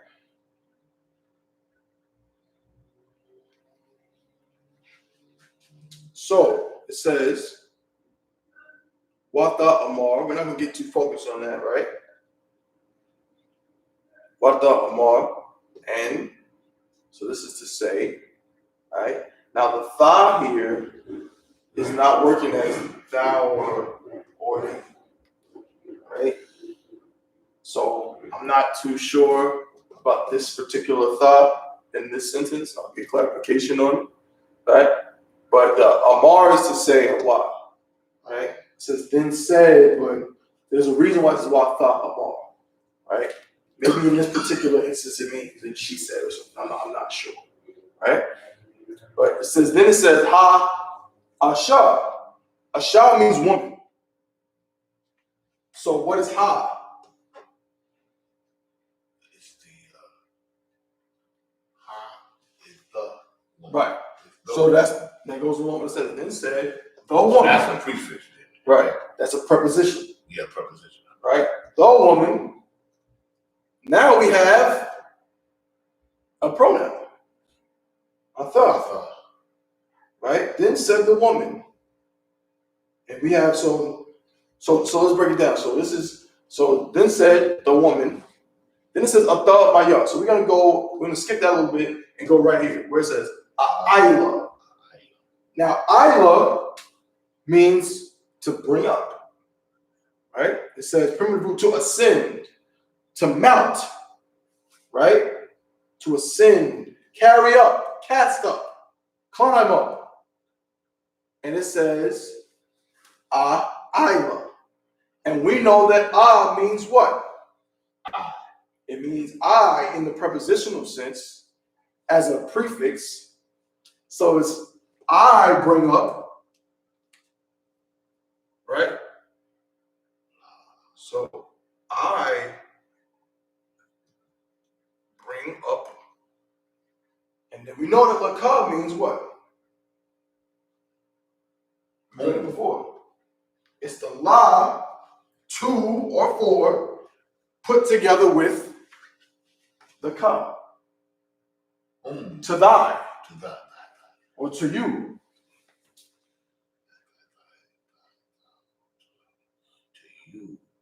To you or thy. But this part right here. And said the woman. So it says, I bring up to you. She says a phrase before. She says, if you read it in English, then said the woman, whom shall I bring up unto thee?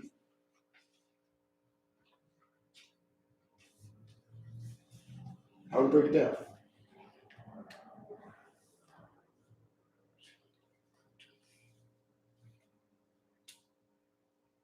Let's make it make sense.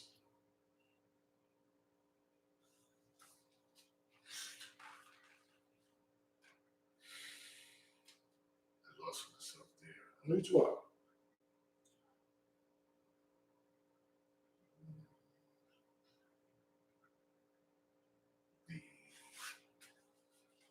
What's the question again? So we have it saying, and said, or and she said, the woman. We don't know what this means yet, but we know that Isla means I bring up, or I carry it, or I put up to you or for you.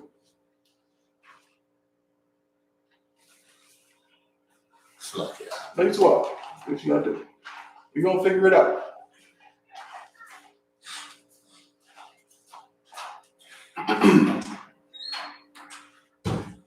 Sis, you got any ideas?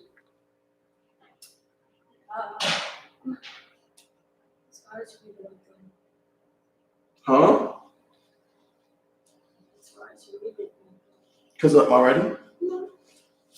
Right, as far as you. It doesn't like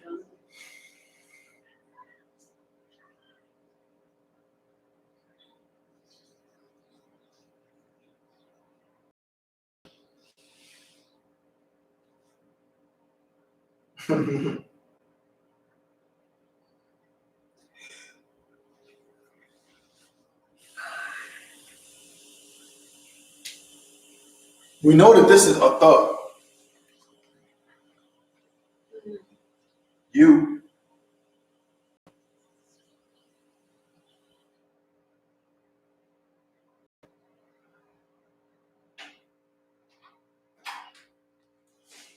It makes sense if you think about it. It makes sense. The Ma and the Ya together. Learning what we learned from the Lakab, it makes sense. It does something. It's saying something. Amar. I believe that's and she said. Right? But don't quote me. So don't worry about the thought here for now. And said or and she said or and it was said. Ha Asha, the woman. This is a thug. You. How do we take what we have here and make it make sense? You, I bring up to you. How do we make that make sense?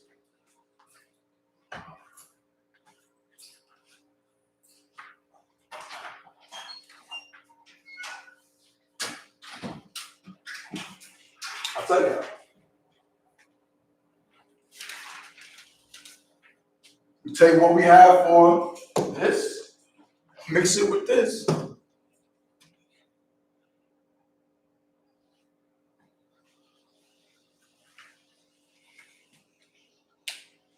And the woman, and she said, the woman, for you from me, I bring up to you. She's asking him, she's saying, what? Read it in English. Read it in English. Then said the woman, whom shall I bring up unto thee? And he said, bring me up Samuel. Mm-hmm. Now let's go further and let's make it make even more sense. Because after it says this, then it says this. It says, so we got Isla, right? Isla, Laka. So you, then it says this, it says, Gaya, Amar. This is what we're talking about for the word. Slack out. I'll let it slack here. Maya, Amar. Right, so we know that Amar is the root, it means to say. Wa,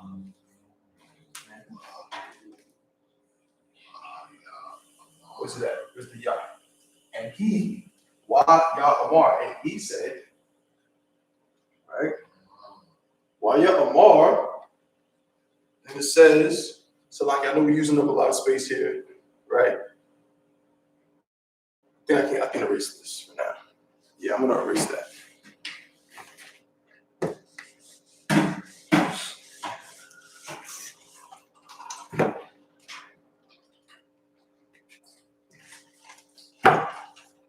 So we got Wah, Yah,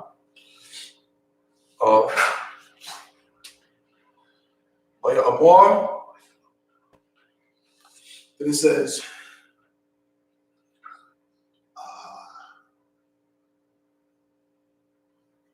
Athar,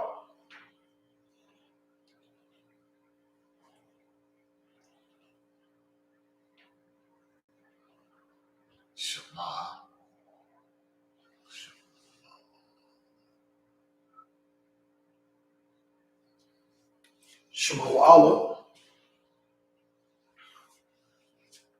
Ta'alia,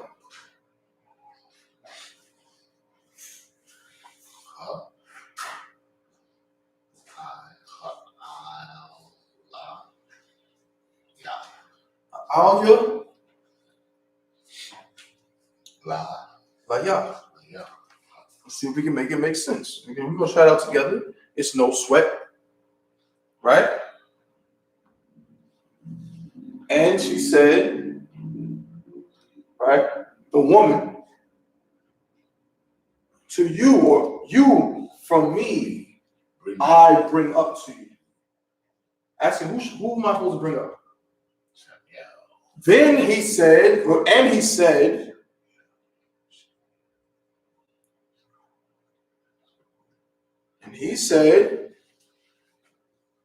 right, same thing. Because the sentence, read it in English.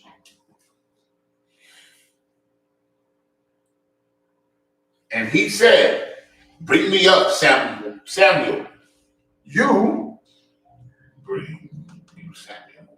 you, Samuel. Let's see if we can make, oh, Salakia, keep stepping on this thing. Good night, Salakia. That's the Facebook. My bad, y'all. Right? You, Samuel, Ha'alia, right? So that's that word we used before, right? Allah, but now it's changed to Alia, right? But it's still the same word. It's just been condensed, right?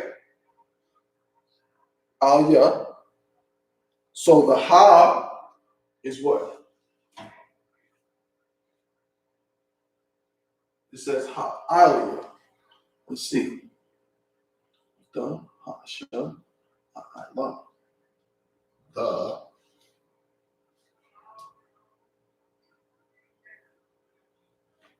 and he said, Samuel, you. Right, and he said, you, Samuel. So we know, so let's just go forward, right? We know that Laka means to you. Right. So Laya means To me. to me, right?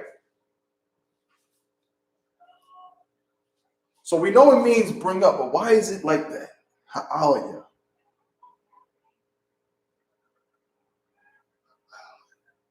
Let's see something. Let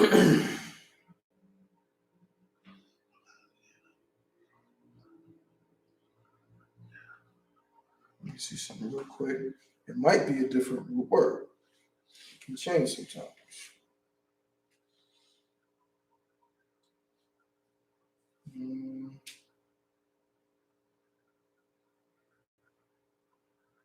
Allah, Ya, Allah.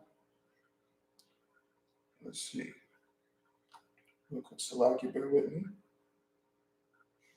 Inanimate things. What scripture we in on? We're in the 1 Samuel chapter 28, verse 11.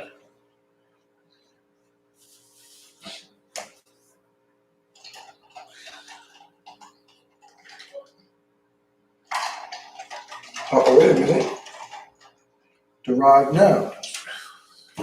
Oh, yeah.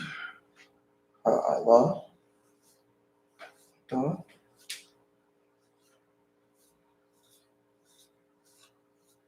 Pronouns and proper names. Oh, yeah. That's no sweat. I'm trying to see in this particular scripture real fast.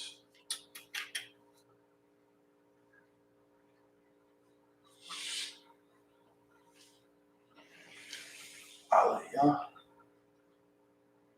Because that will look stuff. Allah. No sweat.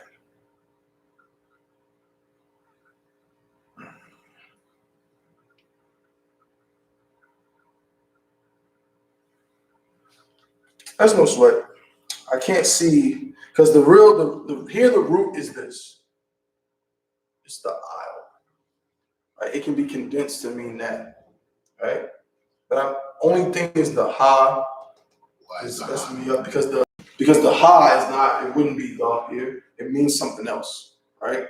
But the alia, right? That makes sense because it's like my or to me, and it connects with this. The alia, like ya. You know what I'm saying? So this still means bring. This still means bring. But there's more to it, but you know what I'm saying? I can't quite figure it out at the moment. I'll get clarification on it. But it's the sentence is still basically in this barbaric way. And she said, the woman, you from me, I bring up to you. And he said, you Samuel, bring to you. You know what I'm saying? So that's still just it's just the things around it. I'm still kind of well, yeah, but it should still be a pronoun, right? Because it comes right before. It would be a preposition. Preposition. But in this instant, the preposition Doesn't wouldn't mean the. Right. Right? It might even be some saying there might be sometimes like this might change and be a different form of the root. That can happen too. You know what I'm saying? So that's why this one I'm a little bit, cloudy on. I'll get clarification. It still means bring. Right? It will bring up. Like that up. Bring up. That's still a fact. That doesn't change. You know what I'm saying? I just need to get a little more. Maybe it's like a change over from she bring it up when he took. No. It's definitely there's a reason for it. I just got to talk to Kat, get the proper understanding on that. I want to talk to one of the other brothers, but there's a reason why it's ha, alia, or ilaya, right? But still, the form maintains the same, right? That kind of barbaric type sound. And notice in this one, in none of these. Why do they call it a barbarics? Well, that's what they call this, right? Only because of how it's not refined. When we say it, you from me I bring up to you, and he said, you Samuel bring up to me. You know what I'm saying? That's how they claim cavemen talk. Yeah, because they flip shit. Right. Now they want to say, and to whom it may concern. Right? So they got all this extra stuff and yada yada. But as you see, our language does still have prepositions and pronouns and determiners and suffixes and adjectives. It makes sense to them. Right. How we apply it is different. You know what I'm saying? That's really the main thing. You know what I'm saying? But as you can see, in these, and even in this sentence alone, the moments where a the is prevalent versus where the is going to be used. You know what I'm saying? Because in this sentence, the you is important, right? It's the subject, right? Right here, it's the woman talking about the Most High, right? And she said, the woman, you from me I bring up to you. Like, who am I bringing up to? Here she's saying, the Most High saying, and he said, you bring me Samuel. The person or the you is the subject, as opposed to being kind of passive. Let me see.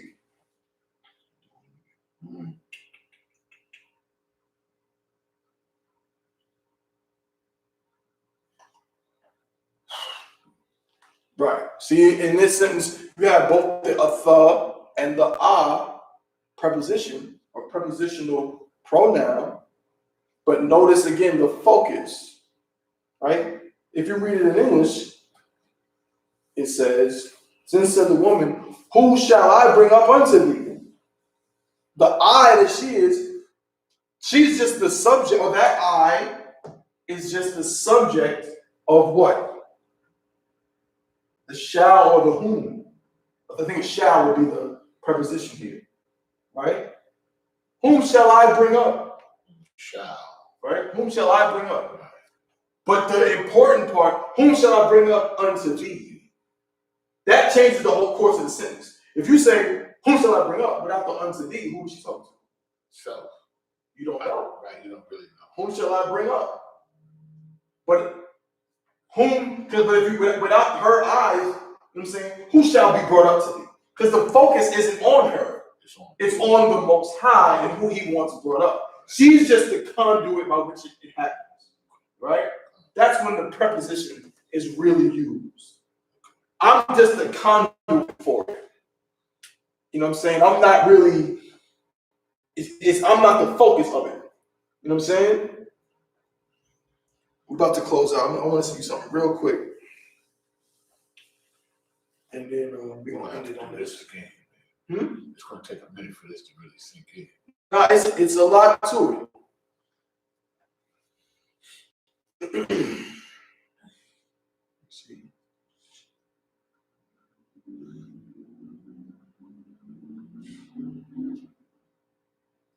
Oh, yeah. Would you like some strong pepper? No. Okay. Yeah, I'll just read this one real quick so we can get another example of when this preposition is used. This preposition is used, I wrote it before, in the name aparium.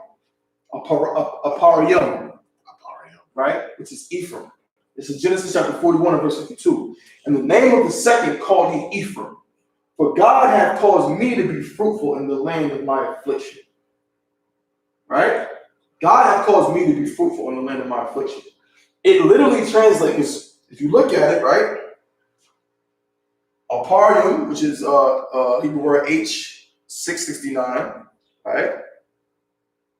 Dual of masculine form H672, which is aparath, right? It's like double fruitful. Why? Because Joseph got, you know what I'm saying, a double inheritance, right? Because of his two sons, Joseph and Manasseh. I'm slacking. Jacob got a double inheritance because of his two sons. No, slacking. Joseph got a double inheritance because of his two sons, Ephraim and Manasseh, right? So he called him, man, I've been extra fruitful, doubly fruitful, right? But also, if you look at the Puerto Ricans, right, that's one of the precepts for them as a nation. Puerto Ricans pop out babies like I've never seen in my life. You know what I'm saying? They damn near like Moab in that regard. You know what I'm saying? Moab got a billion people. I'm surprised there's not a billion Puerto Ricans. You know what I'm saying? It's a cartoon as well, but all of Israel was fruitful. Remember the first commandment, right? Be fruitful and multiply. We follow that to the T. Yeah. You know what? The Puerto Ricans and the Cuban, their music is the most similar music in the Latin world. Absolutely. They niggas. Yeah. 100%. Straight up niggas. Okay? Salakia. Cheap. Land. Boundaries. Let's see if it says in this thing. But it may not, but that's no sweat. Knowledge. But it's all good. Right? The in parum, right? Parium. Like I said, it comes from the word aparath, which comes from the word para. Para means to bear or bring forth, to be fruitful. Para. All right. So the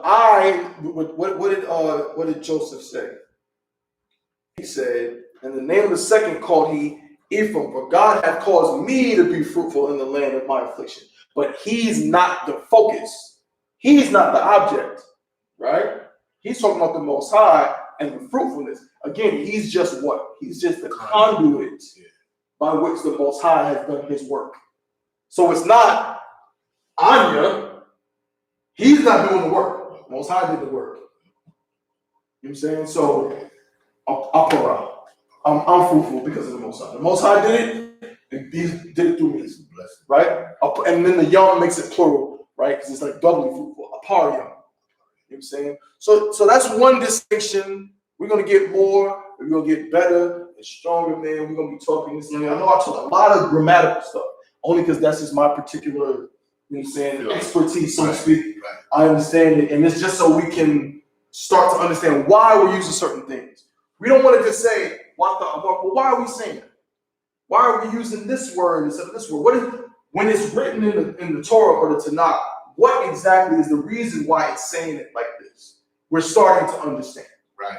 You know what I'm saying? We're starting to understand. Well, now, let me rephrase. We in here are starting to understand. Go to New York, Hazab, and them niggas understand it already. Talk to General Mahayman, you know what I'm saying? General Hazayan, Ayin Shawamar, Katham Gabar, Commanding General Yahana, General Mayaka'ala. Them brothers know it, right? They know it already. Them high-ranking captains, you know what I'm saying? Them high-ranking officers, they know this. I'm saying us, you know what I'm saying, brothers and sisters just trying to figure it out. You know what I mean? We're going to get it together. All right? We're going to keep studying. Do what? Man, Most High Christ. Get a Most High on the hand, helping us. We fighting coronavirus with the Lashawan Qadash. Right. Ain't no coronavirus coming up in here because we speaking the holy tongue. You know what I'm saying? And with that, pass the class over to Priest Hopes and Mario.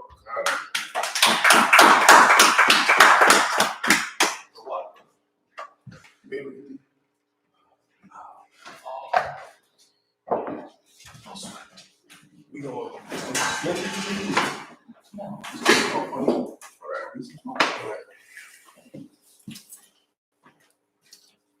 They got the camera super close. ISUPK security announcements.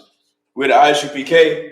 Started out of 1 West 125th Street, Harlem, New York, under Commander General Yohana. New rules for brothers and sisters. When a new brother or sister comes to the school, they're off limits for 6 months. They are to be saluted only.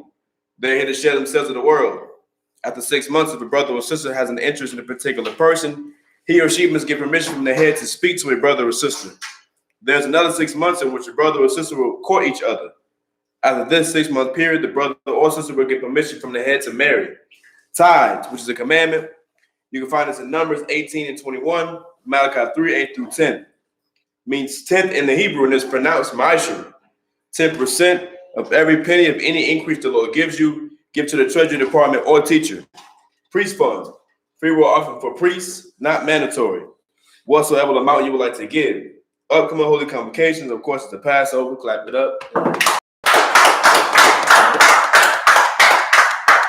Make sure y'all get y'all affairs in order. You know what I'm saying? Be there. I mean, damn, and everything's so cheap now. You damn it should be able to get there free. Man, I might start flying to work. Right, what you got up?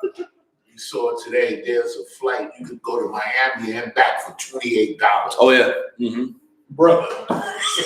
Seriously, I don't give a damn about the coronavirus, so y'all have to go on all the vacations. I'm calling Cat, like, sir, I want to go away from Put that form in. You know what I'm saying? Put the form in, but damn.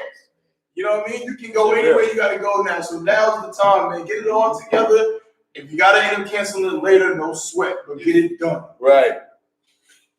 Let's remind Agwaki to check the social media, such as ISUPK.com, Facebook, Twitter, YouTube, and so on for ISUPK events and materials. You know what I'm saying? Ask, you know what I'm saying, order by the general, make sure, you know what I'm saying, as we get closer to the Passover, keep in contact with, you know what I'm saying, your captain over your district. You Right. know what I'm saying? To know what's going on and make a move. Monday. Mm-hmm. Monday is when the arena is they're having that meeting. Mm-hmm. You know what I'm saying? They're going to decide what they're going to do or whatever, whether they're going to quarantine or whatever they're going to do. So just make sure stay close to your camp, stay in contact with your camp leader or whatever. We should know what's going on, you know what I'm saying, by Tuesday. Yeah, because they're probably trying to say they don't want a gathering of over 500 people. Well, we're going to see. The Most High wants a gathering of well over 1,000 people. Right. So we're going to see what happens. If the Most High decides we're going to do it, we're going to do it. If the Most High say, nah, you're not going up there, then they're going to tell us, nah, we can't go up in there. Right. But we still going to be praying. We can get up in there. It would behoove them to let us up in there. Right. You know what I'm saying? Go ahead, brother wants to be a trooper in the school, start wearing all black boots, shirts, pants, hat, and a scarf. And with that, I mighty him. Wapayakudum.